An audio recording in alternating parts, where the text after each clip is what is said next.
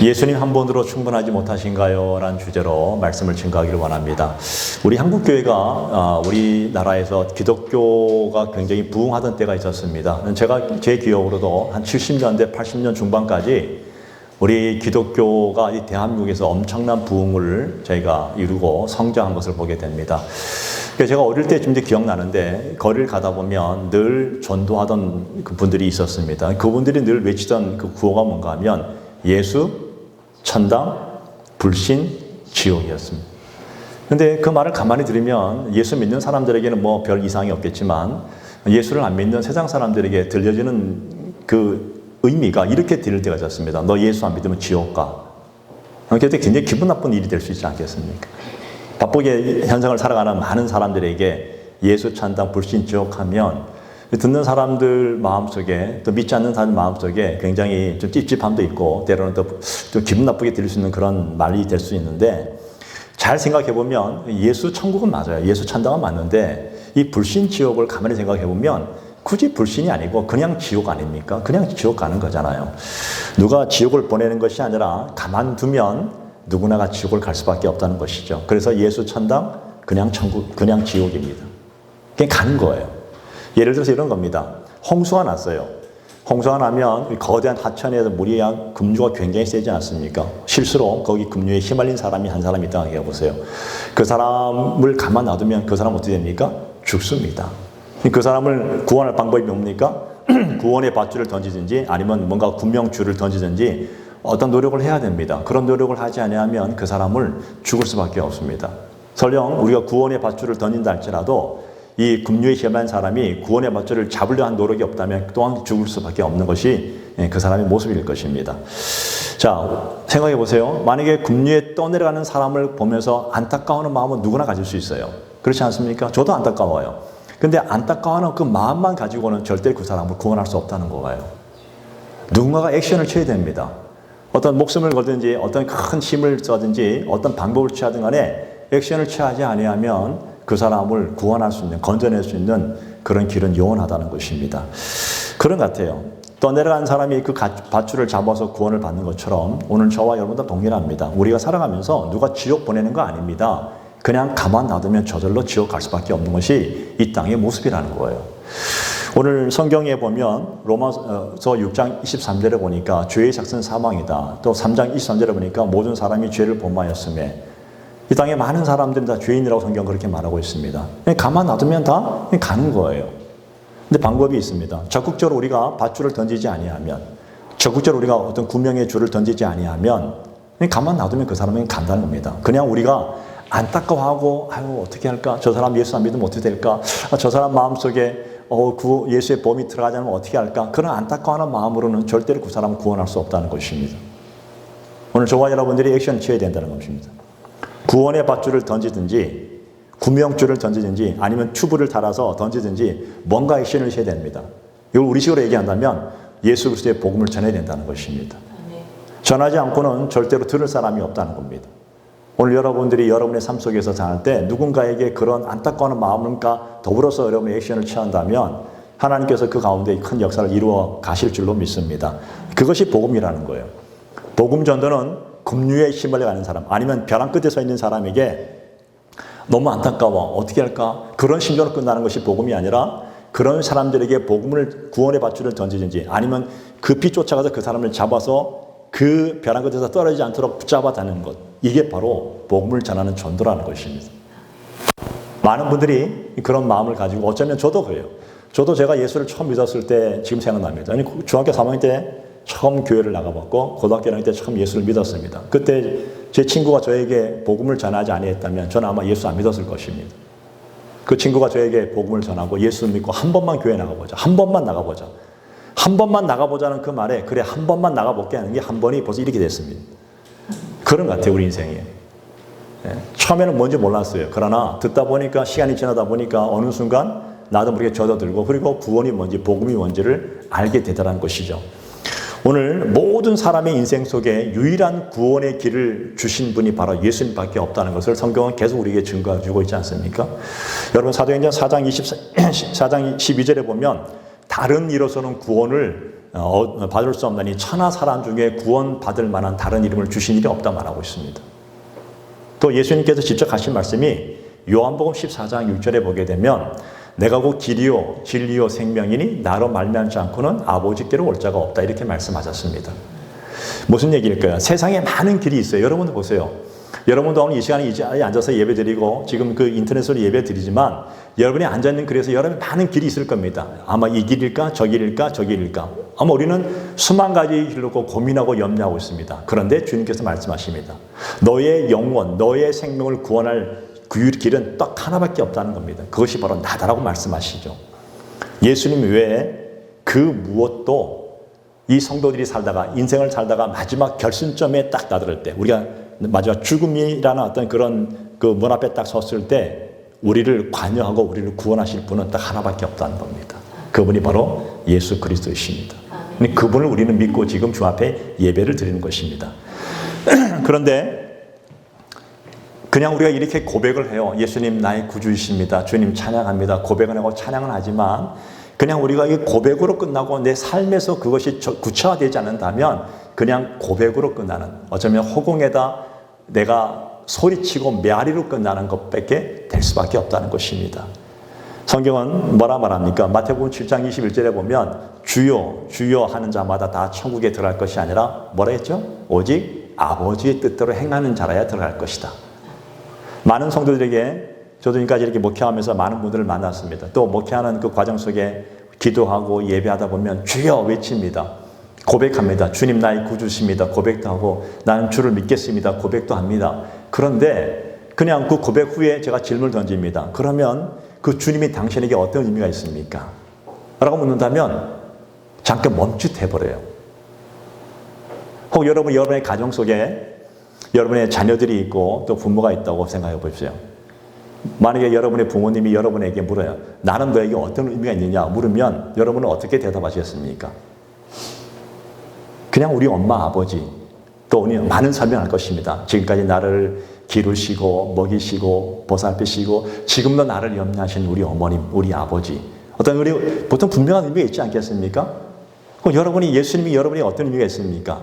그냥 입술로 고백했던 예수님 사랑합니다 고백하지만 그분이 여러분의 삶 속에 어떤 의미로 다가옵니까? 라고 할 때 많은 분들이 의외로 설명을 못하더라고요. 말을 못하더라고요. 예. 왜 그럴까? 여러분 이 고백이 온전한 고백이 되기 위해서는 그 예수님이 어떤 분인지를 분명히 알아야 된다는 것입니다. 여러분이 여러분의 부모님을 분명히 아는 것처럼 또 부모님이 여러분의 자녀를 내 자녀가 어떤 사람인지 분명히 아는 것처럼 여러분들이 예수님이 여러분의 구주가 된다는 것을 알기 위해서는 예수님을 분명히 알고 있어야 됩니다. 정확히 알고 그분을 마음으로 믿고 그리고 삶 속에서 그분을 구체화시키는 거예요. 그럴 때 그게 바로 신앙이라고 그걸 믿음이라 합니다. 이런 과정 없이 그냥 믿어봐. 한 번만 믿어봐. 물론 참 좋은 거예요. 근데 고백만 끝난다면 예를 들어 10년을 신앙생활을 해서도 고백으로 끝나면 그냥 그 고백에서 끝나는 거예요. 예수님이 어떤 분인지 나의 삶 속에서 느낌이 없어요. 경험된 것이 없어요. 나는 살아오면서 우리는 어머님, 아버님 또 살아오면서 내 자녀들에 대한 추억이 있습니다. 그들과 함께 경험했던 것들, 함께 고생하고 함께 아파하고 함께 눈물 흘리고 때로 너무 힘들어서 때로는 안아준 이런 경험들이 있는데 그냥 고백만 끝나고 그 예수님이 어떤 분인지 모른다면 내가 정말 힘들 때 내게 힘이 되어주시고 내가 정말 어려울 때 내게 용기를 주시는 그 예수님이 나를 안아주심을 내가 알지 못한다면 어쩌면 우리는 그 예수님을 반쪽밖에 모르고 그냥 고백으로 끝나는 신앙생활을 지금까지 계속하고 있을 수 있다는 것입니다. 저는 여러분들이 예수 그리스도를 경험하기를 축복을 드립니다. 정말 고백으로 끝나는 신앙은 가벼워요. 그래서 자꾸만 어떤 위기가 왔을 때는요 흔들려 버려요. 여기 있을까? 저기 있을까? 여러분 생각해 보세요. 여러분이 여러분의 어머님, 아버님에 대한 그 믿음이 견고하십니까? 흔들리십니까? 견고하시죠. 약간 이상한 사람 빼놓고는 대부분의 모든 사람들은 내 부모님에 대해서 아무리 부모님이 좀 성격이 좀 그렇다 할지라도 내 부모에 대해서는요 견고합니다. 그 세상 그 어떤 누구가 뭐라 하더라도 내 부모님은 내 부모님이에요. 왜? 경험되어졌어요. 어릴 때부터. 알아요, 부모를. 부모님 사랑합니다로 끝나는 건 사랑이 아니에요. 사랑은 구체화되는 거예요. 예수 그리스도를 예배하고 예수 그리스도를 나의 구주로 믿는다고 하지만 그분에 대한 사랑과 그분의 구체화된 어떤 삶의 그것이 없다면 그냥 고백으로만 끝나면 10년, 20년, 30년을 지난 생각해도 그냥 전혀 진전이 없는, 그분을 모르는 안타까운 현실을 맞이할 수 있게 된다는 것이죠. 그래서 저는 오늘 이 시간 저와 여러분들이 예배하는 순간 여러분의 삶 속에 그 예수님이 좀 여러분에게 좀 경험되어지고 구체화될 수 있는 그런 삶이 되기를 축복을 드립니다. 자, 오늘 본문이 들어있는 이 갈라디아서, 이 갈라디아서 주제는 딱 하나예요. 이게 복음이에요. 그러니까 예수 그리스도를 그냥 얘기하고 있습니다. 그러니까 이 주제가 명확하기 위해서는 그 예수님이 도대체 어떤 분이셨을까? 그분은 나와 어떤 상관이 있었을까? 이것을 알지 못하면요, 우리는 그냥 예수님은 먼 나라에 있는 분이시고 이따가 한 번씩 내가 불러주면 한번 와서 내 소원을 들어주시는 그런 분들만 착각할 수 있다는 것이죠. 근데 이 갈라디아서에서 그 예수 그리스도를 아주 정확하게 표현하는 구절이 딱 하나 있어요. 물론 다지만 그 중에 한 개가 갈라디아서 2장 20절이에요. 내가 그리스도와 함께 십자가에 못 박혀 한다니 그런즉 이제는 내가 산 것이 아니요 오직 내 안에 누가 살아요? 그리스도께서 사시는 것이라. 이제 내가 육체 가운데 사는 것은 나를 사랑하사 나를 위하여 자기 자신을 버리신 하나님의 아들을 믿는 믿음 안에서 사는 것이라. 정확해요. 십자가에서 나를 위해 죽으시고 나도 함께 그분과 함께 죽었고 이제 그분과 함께 살아났고 이제 내가 사는 것은 나 삶이 아니라 그리스도와 함께 살아가는 삶. 여러분 데살로니가 후서 전후서 성경을 보게 되면 다시 오실 예수, 미래적 종말론이에요. 다시 오실 예수님이 언젠가는 오실 건데 이 땅에 오면 마지막 종말이 되어질 거라 얘기하는데 오늘 이 갈라디아서는요, 다시 오실 예수님이 지금 현실의 너의 삶 속에 지금 너와 함께하고 있다는 현재적 종말론을 얘기하고 있어요. 그 예수님이 지금 나와 함께 하시고 그 다시 오실 예수님이 지금 나와 함께 하시기 때문에 나는 언제나 희망과 소망과 힘을 가지고 살아갈 수 있다고 고백되어지는 것이 갈라디아서예요.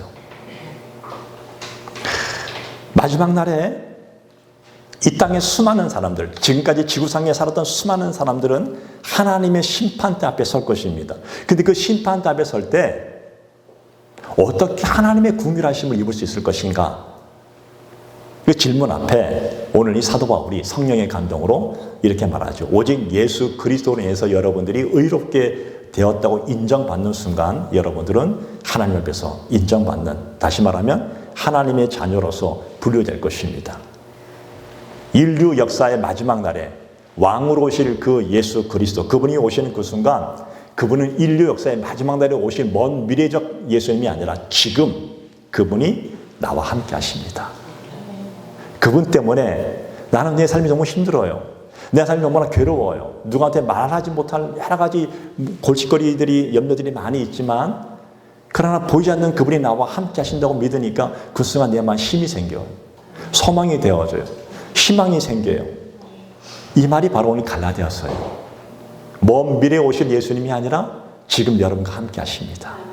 지금 여기 함께 계시고 여러분이 미처 알지 못한다 할지라도 그 옛날, 좀 쉽게 얘기할게요. 그 옛날 내가 너무 아파서 너무 괴로울 때 나는 느끼지 못했는데 어느 순간 그 어머니 아버님이 내 곁에서 나와 함께 나를 돌봐주셨던 그 어머니 아버님, 그분이 예수 그리스도 우리와 함께 하시고 나와 나를 위로하시고 나를 격려하시고 나를 인도하시는 분이십니다.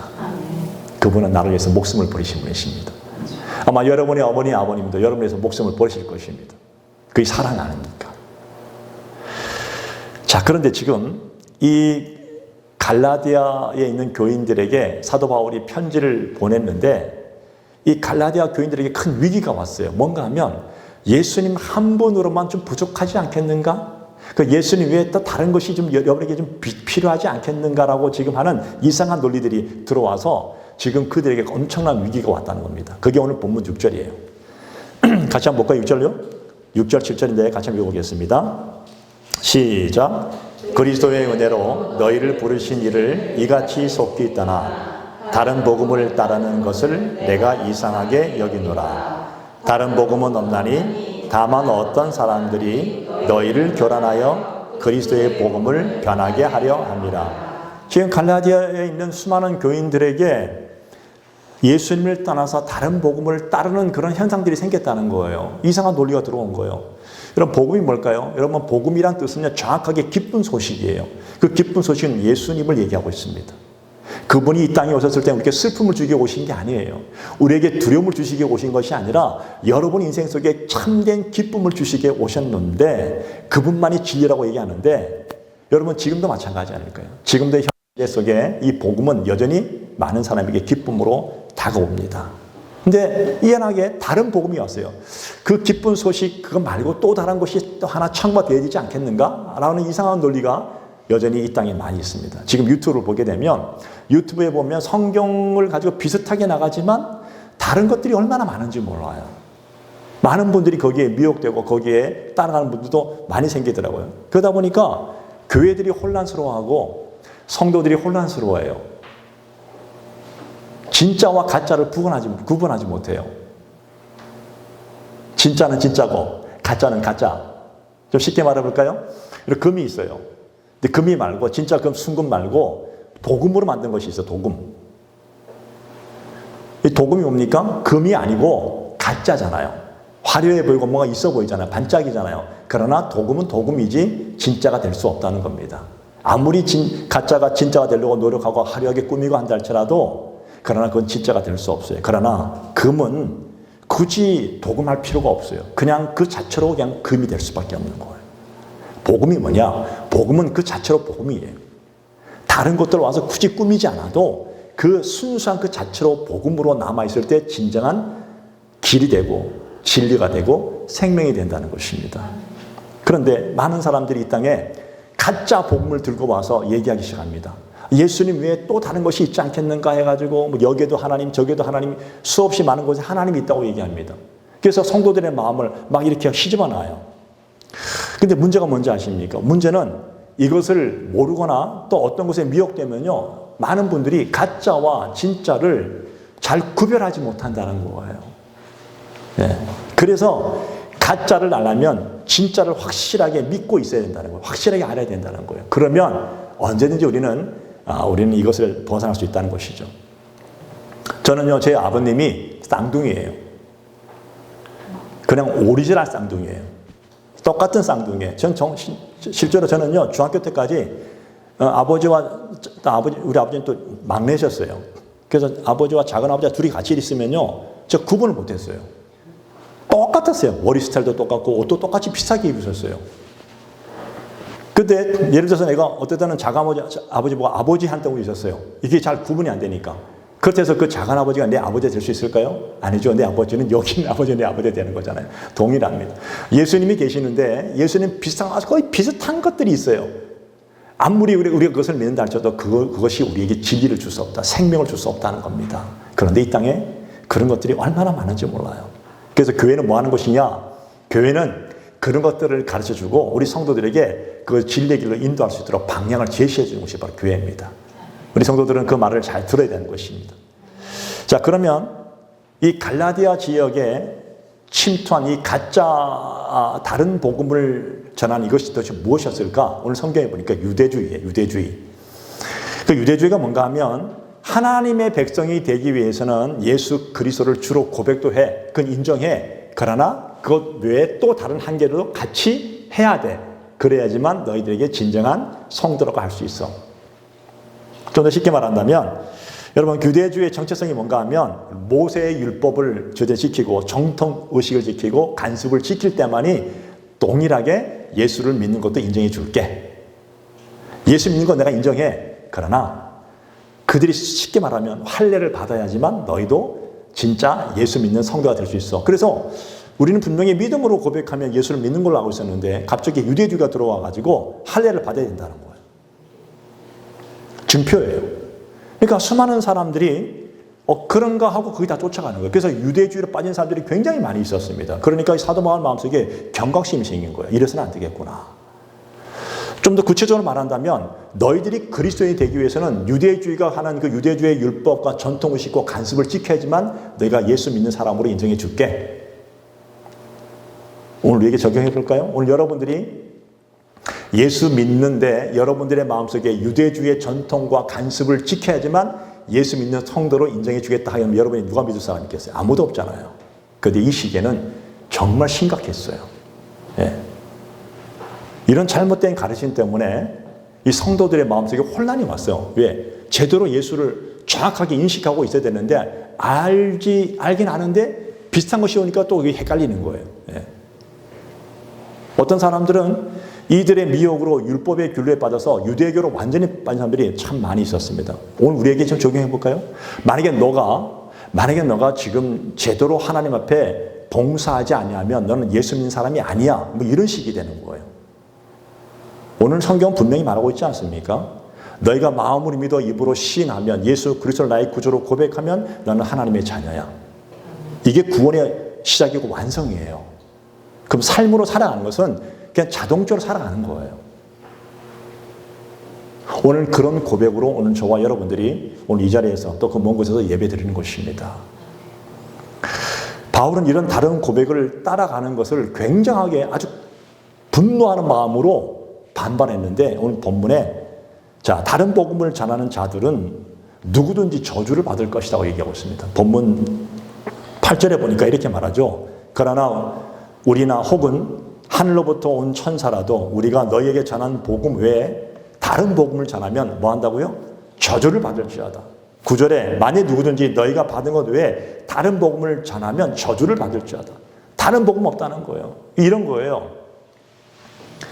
제가 좀 쉽게 얘기하고 있습니다. 내 엄마 아버지가 옆에 있잖아요. 그런데 어느 날 갑자기 다른 사람이 와서 내가 엄마라고 얘기하면 여러분 그걸 믿겠어요? 그런데 믿을 사람들이 있다라는 거예요. 똑같이 하면 믿더라니까. 비싸게 오니까. 목사님 말도 되지 않은 소리. 아니요. 말이 된다니까요. 예를 들어서 내가 우리 김 일사님처럼 똑같은 사람을 갖다 놓고 옆에 갖다 놓고 하면 따님이 구분 잘 안 될 수 있어요. 서로가 내가 하면요 헷갈린단 말이에요. 그런데 우리는 알아요. 누가 내 엄마인지는 우리는 오랜 경험으로 느낌으로 우리는 그분을 알 수 있습니다. 복음인 척하지만 사실은 복음이 아니라 복음으로부터 오히려 성도들을 멀어지게 만드는 것, 이것이 바로 정말 심각한 문제였다는 것입니다. 지금도 마찬가지예요. 그럼 정말 여러분들이 그리스도인이라는 사실이 얼마나 감사한지 몰라요. 여러분 교회 공동체는 분명히 뭘 얘기해야 되냐면 예수 그리스도의 십자가의 은혜만 말해야 됩니다. 그 십자가의 은혜를 말하지 아니하면 그건 기독교가 아닙니다. 그건 성도도 아니고 교회도 아니에요. 주님께서 나를 죄인의 자리에서 불러내 주셨다. 그냥 불러내 주신 것도 끝난 것이 아니라 부르심은요 어떤 의미인지 아십니까? 부르심은 자리 이동이에요. 여기 있었는데 나를 불러서 오늘 집사님을 이 앞으로 인도하는 것, 이게 부르심이라는 거예요. 여러분들이 그동안은 세상의 죄악 가운데 있었던 그 자리였다면 여러분들을 불러내서 죄 없이 해주고 죄 없는 하나님의 사람으로 자녀로 자리를 이동시켜버린 거예요. 완전한 이동이요. 이동이 된 건가 안 된 건가 이게 긴가민가해서는 안 됩니다. 완전히 이동된 겁니다. 1반에서 2반으로 이동된 거예요. 아셨어요? 네. 부르심은 자리 이동이에요. 여러분들이 아무리 나는 아니요 하래도 어쩔 수 없어요. 이미 된 거예요. 그래서 여러분은 자녀가 된 거예요. 그런데 중요한 거는 다른 복음이 들어와서 넌 아니야. 그것 외에 또 한계가 있을 수 있어. 자꾸만 미혹하고 유혹하면 나도 모르게 혹할 수 있습니다. 사람은 듣는 대로 각인되어지면 따라갈 수 있다는 거예요. 여러분 세상의 구원의 복음, 세상의 생명, 세상의 기쁨, 세상의 행복은 예수님 안에만 있습니다. 물론 여러분이 생각하기에 목사님 그렇지 않아요. 세상도 기쁨도 있고 행복이 있더라고요. 근데 여러분 생각해 보세요. 이 세상의 모든 기쁨과 행복이 영원합니까? 이따가 사라지잖아요. 물질 영원합니까? 그건 다 허망한 것이고 가짜라는 것입니다. 진짜는 영원해야 되는 거예요. 그런데 사람들은 세상에 대해서 우리가 십자가에 대해서 우리가 은혜를 얘기하고 고백하면 또 세상에 대해서 멀리할 것을 주님께서 늘 말씀하시죠. 세상에서는 죽어야 된다. 이거 따르지 말아야 된다. 이걸 죽는다는 표현으로 말씀하시더라고요. 근데 많은 사람들이 그래요. 정말 예수님에 대해서 죽는다는 것에 대해서 두려움을 가져요. 진짜 그러면 나는 지금까지 세상에서 모든 기쁨을 다 포기하고 예수님만 따르는 얘기인가요? 이제 그렇게 또 오해할 수도 있습니다. 왜 그럴까요? 왜냐하면 내가 생각하는 기쁨이 다 세상에 있기 때문에 그래요. 내가 생각하는 그 모든 삶의 목적과 목표와 또 모든 이 행복도 이 세상 속에 모든 근거를 두기 때문에 자꾸만 예수를 따르면 세상 것을 포기하라 그러면요, 이게 너무 싫은 거야. 의도적인 거부감이 생겨버려요. 그래서 여기에서 갈등해서 예수님 뭐라 말씀하십니까? 계속 말하고 있잖아요. 내 안에 참된 기쁨이 있고, 내 안에 참된 행복이 있고, 내 안에 참된 너의 인생의 진리가 있다고 계속 말하고 있잖아요. 이것을 경험하지 못하니까 자꾸 두려운 거예요. 그래서 세상에 한 걸음, 예수님께 한 걸음, 두 알을 동시에 갖춰놓고 이게 때로는 왔다 갔다 할 수 있는 우리의 삶이 될 수 있다는 것이에요. 여러분, 복음을 받아들이는 것에 큰 의미를 두시기 바랍니다. 왜냐하면 사람들은 십자가의 큰 그 깊은 은혜보다는 십자가를 통해서 세상의 기쁨이 내게 주어지기를 원합니다. 복음의 순수한 의미를 받아들이기보다는 복음을 통해서 주님께서 세상 것을 내게 제공해 주지 않을까라는 것을 바라보기, 이게 다른 복음이라는 겁니다. 주님은 이렇게 말씀하셨죠. 나는 너희를 구원하고 너희 영혼을 구원했어. 그러나 너희가 이 땅에 사는 동안 저 하늘의 새처럼 들에 피는 백합화처럼 그들보다 내가 너희를 낫지 않게 보살피지 않겠느냐? 주님이 약속해 주셨잖아요. 그럼 믿고 나가는 거예요. 진짜 포기되어지면 그때부터는 주님이 쓰시는 겁니다.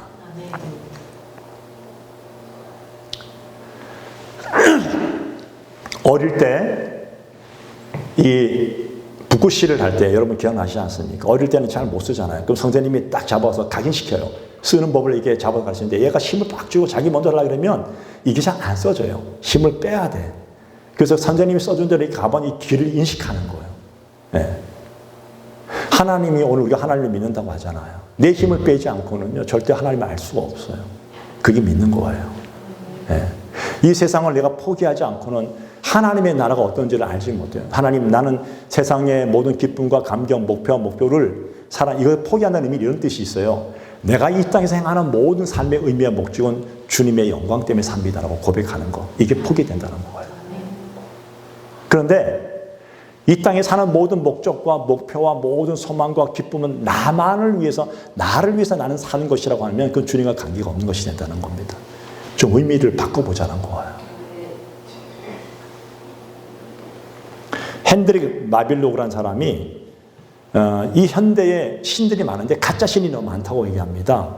물론 이 땅에 이단 사이비가 많아요. 이단 사이비가 가르치는 공부와 교령 이거는 제껴놓고도 알 수 있잖아요. 근데 그 중에서 이분이 말한 것 중에 가장 건 말하면 이 극단적인 물질주의가 우리의 신이 되어버렸습니다. 또 성문화가 신이 되어버렸습니다. 뭐 동성애, 게이 뭐 이런 문제들이 얼마나 많은지 몰라요. 또 하나, 여러분 종교 다원주의 어디에나 예수님이 있다는 겁니다. 어느 곳에나 있다는 거예요. 오직 기독교만 있는 것이 아니라 여기도 신이 있다고 얘기합니다. 많은 분들이 여기에 다 넘어가 버린다는 거예요. 우리가 살아가면서 이런 것들이 하나님의 자리를 훔쳐버리고 성도들이 믿는 예수의 자리를 훔쳐버리면서 성도들에게 미혹해서 성도들이 잠깐만 헤매기 시작하고 확신이 없이 살아가는 겁니다. 그래서 내가 어떤 고난이 오면 금방 우리 흔들려 버려요. 진짜 예수님 말고 다른 것이 있지 않을까 해서 잠집 찾아가고, 예를 들어서 그럴 수 있다는 겁니다. 여러분, 어떤 순간에도 하나님은 하나님이십니다. 예수님 여러분의 길이십니다. 그분 외에 다른 길은 아예 없어요. 그분만이 진리시고 그분만이 생명이십니다. 오늘 로마서 8장 5절에 보면 육신을 따르는 자는 육신의 일을, 영을 따르는 자는 영의 일을 생각하나니 육신의 생각은 사망이요 영의 생각은 생명과 평안이니라. 7절에 보면 육신의 생각은 하나님과 원수가 되나니 이는 하나님의 법에 굴복하지 아니할 뿐 아니라 할 수도 없습니다. 여러분, 육신의 생각은 절대로 하나님의 법 앞에 굴복할 수 없다는 겁니다. 이게 세상의 모습이라는 거예요. 이런 우상들을 생각하면 훨씬 더 위험해서 본인이 이 위험한 것에도 본인이 자각하지 못하고 거기에 빠져드는 사람들이 얼마나 많은지 몰라요. 우리는 이 가짜 복음, 다른 것들을 바라보면서 내가 지금 어디에 어느 위치에 있는지를 스스로 우리는 이게 판단할 수 없는 그런 지경에까지 온 분들이 많이 있다는 것이죠. 오늘 이 말씀을 듣는 저와 여러분들은 이 자리가 분명하기를 바랍니다. 여기에서 일로 자리를 이동시키신 거예요. 누가요? 예수님이. 여러분은 예수님 옆에 와 계신 겁니다. 여러분은 하나님의 자녀인 것입니다. 여러분들은 사망이 아니라 영원한 생명의 자리로 옮기심을 받은 분들입니다. 이 확신이 흔들리면 안 된다는 겁니다. 자, 그런데 왜 그럴까요? 왜 많은 분들이 이렇게 헤맬까요? 진짜 복음을 모르니까 헤매는 거예요. 진짜를 알면 가짜는 아무런 의미가 없잖아요. 진짜를 알면 절대로 가짜에 빠져들 틈이 없다는 것입니다. 이 사도 바울이 오늘 성령의 감동으로 말씀합니다. 오늘 이 시간. 진정한 복음은 계속 제가 얘기하고 있습니다. 예수님밖에 없다. 예. 예수님이 진정 복음이고 예수님 외에 다른 어떤 것도 첨가하지 마라. 그분만 순수하게 믿어라. 오직 예수 그리스도를 나의 구주로 고백했으면 이 믿음의 고백 위에 너의 삶을 이루어가라. 오직 예수 그리스도가 그 십자가에서 우리를 대속해 주셨다는 이 단 하나의 이 사실만이 유대인이나 이방인이나 구분 없이 모든 성도들을 하나님의 자녀 삼아 줄 수 있는 유일한 길이다. 그런데요, 어떻게 하면 이런 진짜 복음과 다른 복음을 구분할 수 있을까요? 오늘 본문 10절입니다. 자, 마지막 10절 볼까요? 같이 읽겠습니다. 10절 시작. 이제 내가 사람들에게 좋게 하랴 하나님께 좋게 하라. 사람들에게 기쁨을 구하랴. 내가 지금까지 사람들의 기쁨을 구하였다면 그리스도의 종이 아니니라. 복음과 복음이 아닌 다른 것의 차이가 딱 있습니다. 사람의 기쁨을 구하는 것이냐 하나님의 기쁨을 구하는 것이냐 딱 구분되어졌습니다. 다른 복음은 사람들의 기쁨을 구합니다. 여러분 왜 이렇게 양보하십니까? 왜 여러분 신앙을 그렇게 사람들에게 양보하십니까? 여러분 신앙이 하나님이 그 정도로 하찮게 이 땅에 오셨을까요? 여러분이 예수 그리스도가 정말 여러분을 위해서 목숨을 버리면서까지 지금도 중보하시고 지금도 함께 하시는 그 주님이 내가 정말 그 사람 때문에 그 내가 주님을 믿는 나의 복음을 양보할 수밖에 없는 그런 하찮은 것일까요? 그런 건 아닙니다. 그런데 많은 분들이 거기에 양보하고 있다는 것입니다. 사람의 관계성 때문에 때로는 그 사람을 위해 준다는 것 때문에 때로는 내 신앙을 조금씩 양보해야 해서 그 양보하는 순간부터 이미 진 것입니다. 완전히 진 것이에요. 사람들이 기뻐하는 것, 이 다른 복음은 뭔가 이런 거예요. 사람을 기쁘게 하기 때문에 사람이 원하고 사람들이 거부하지 않게 되는 것만 전하는 거예요.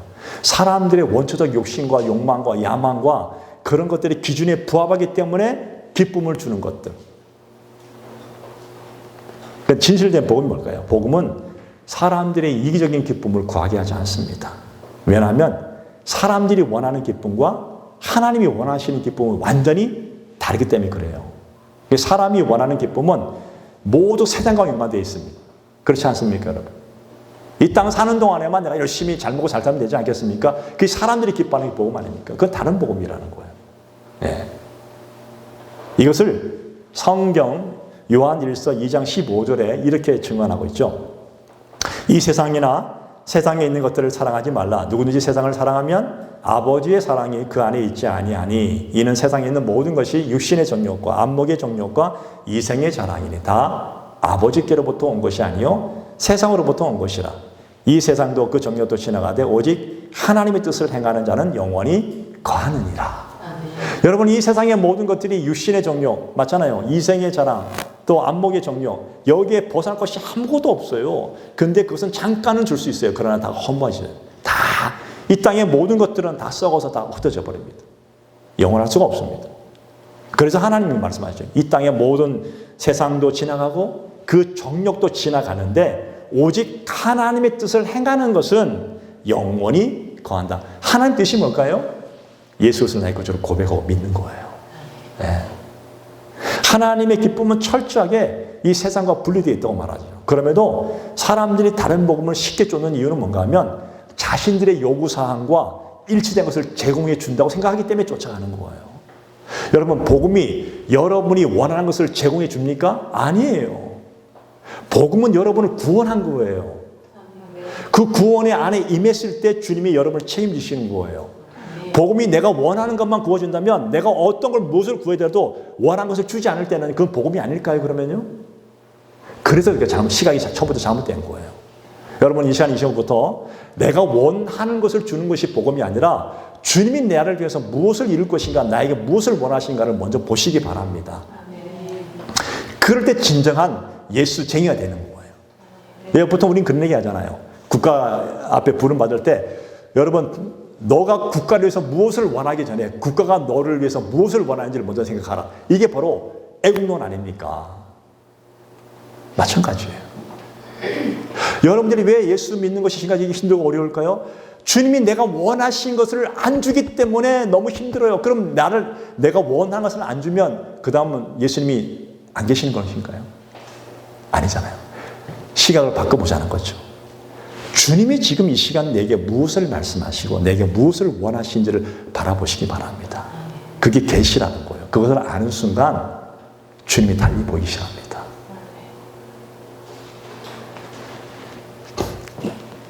성도가 다른 복음을 쫓게 되는 그 정말 뚜렷한 한 가지를 본다면 자신의 욕망을 들어주는 것이기 때문에 다른 복음을 쫓아가는 거예요. 다른 복음은 그래요. 다른 복음들은 사람들에게 있는 그 깊은 욕망과 욕심과 그것들을 너무나 잘 알아요. 그래서 그것들을 쫓게 하면서 점점점 진짜 예수로서로면서 좀 멀어지게 만들게 되죠. 그것만이 복음이라고 얘기하고 결국은 복음의 자리, 믿음의 자리에서 멀어지게 합니다. 여러분 성도가 하나님 나라의 소망보다 땅의 것에 시선을 두고 깊이 빠져있을 때 우리는 십자가의 은혜가 완전히 흐려지기 시작합니다. 그럼 그 순간부터는 점점점 헤매기 시작하는 거예요. 우리는 오직 예수 그리스도의 그 십자가 아래서 한 몸이 되었고 우리는 그 예수님의 이름으로 한 가족이 되었고 우리는 예수 그리스도의 이름으로 살아가는 존재가 되었다고 고백하는 것. 이게 진짜입니다. 오늘 여러분들이 그런 이름으로 이 자리에서 예배하는 줄로 믿습니다. 그럼에도 혹시 여러분의 인생 속에 예수님 한 분으로 충분하지 못하다고 생각하는 분이 계시지 않습니까? 예수님 말고 또 다른 것이 있어야지만 내가 예수 한번 잘 믿어볼게요. 예수님 이것 주시면 내가 믿어볼게요. 혹시 그러진 않았습니까? 여러분 하나님 말씀 앞에 들어오셔서 그 십자가에서 달리셨던 그 예수님 물과 피를 쏟으시면까지 죽으시기까지 사랑하셨던 그 주님의 십자가를 한번 모든 것을 다 내려놓으시고 한번 그냥 가장 순수한 모습으로 그분을 한번 바라보시기 바랍니다. 진짜 구원이 뭔지를 알게 될 것입니다. 어쩌면 이번 한 주 동안 여러분들이 다른 것을 보지 마시고 진짜 그분이 날 위해 죽으셨다는데 그 십자가에 달리신 예수님이 물과 피를 쏟으시기까지 죽으심을 당하는 그 모습을 바라보면서 내가 너를 위해 죽는다고 얘기하시는 그 예수님을 한번 순수한 마음으로 한번 바라보시기 바랍니다. 매일매일. 이게 시작이고 끝입니다. 그 외에는 없어요. 만약에 여러분들이 그 십자가에 달리신 예수를 온전히 바라본다면 하나님과 우리 사이는 온전한 화해가 이루어지고 그때 우리는 하나님의 자녀가 되는 것입니다. 자, 그 순간부터 주님의 구원은 어떤 일이 일어나면 그때부터 이 세상 사는 동안 그 주님이 나를 온전히 인도하고 있다는 사실을 우리는 그때 고백하게 됐죠. 그것을 가장 확실하게 보여주는 성경이 시편 23편입니다. 다윗이 고백했죠. 여호와는 나의 목자시니 내게 부족함이 없으리로다. 다윗의 삶이 얼마나 괴로운지 아셨나요, 여러분? 얼마나 힘든지 아시나요? 쫓겨다니고 도망다니고 먹지도 못하고 매일 굴속에 숨고 광야 가운데서 헤매는 그 다윗이 고백했던 데가 바로 이때였습니다. 너무너무 힘들고 너무너무 고통스럽고 너무너무 힘든 그 가정 속에 여호와가 나의 목자가 되어주시니 내가 부족함이 없습니다. 진짜 고백하게 됩니다. 그리고 이런 고백하죠. 나를 위해서 목숨을 버리신 선한 목자이신 주님 감사합니다. 내가 사망의 골짜기에 있을 때 나를 안위해 주시고 원수의 눈앞에서 나에게 상을 주시고 기름으로 내 잔이 넘치게 해주시는 것을 내가 믿습니다. 미리 고백했던 거예요. 실제로 하나님은 그의 인생 속에 그렇게 주셨습니다. 그게 인도하심이라는 거예요. 그래서 다윗이 또 고백합니다. 여호와는 나의 목자십니다. 내가 부족함이 없습니다. 오늘 예수님이 여러분의 선한 목자임을 믿습니다. 그분 때문에 여러분의 인생 속에 부족함이 없을 줄로 믿습니다. 이 고백이 여러분의 삶에서 그대로 경험되어지기를 축복을 드립니다. 하박국 3장 17절 말씀 잘 아시는 것처럼 무화과 나무 없고 소출도 없고 포도나무 열무도 없고 감람나무에 소출 없고 밭에 먹을 것이 아무것도 없고 양도 없고 소도 아무것도 없지라도 나는 여호와 한 분으로 기뻐하겠습니다. 고백하지 않습니까? 나의 구원의 하나님이기 때문에 그 구원이라는 단어는 내 영과 혼과 육신 몸을 구원하는 거지만 그러나 더 나아가서 내 삶에서 구원하시는 하나님을 고백했던 거예요. 오늘 이 한 주 동안 살아가시면서 여러분 오늘 주님 한 분 때문에 부족함이 없는 여러분의 인생임을 고백하시고 경험하시고 또 이런 놀라운 고백들을 다른 누군가에게도 증거해 주기를 축복을 드립니다. 기도하겠습니다.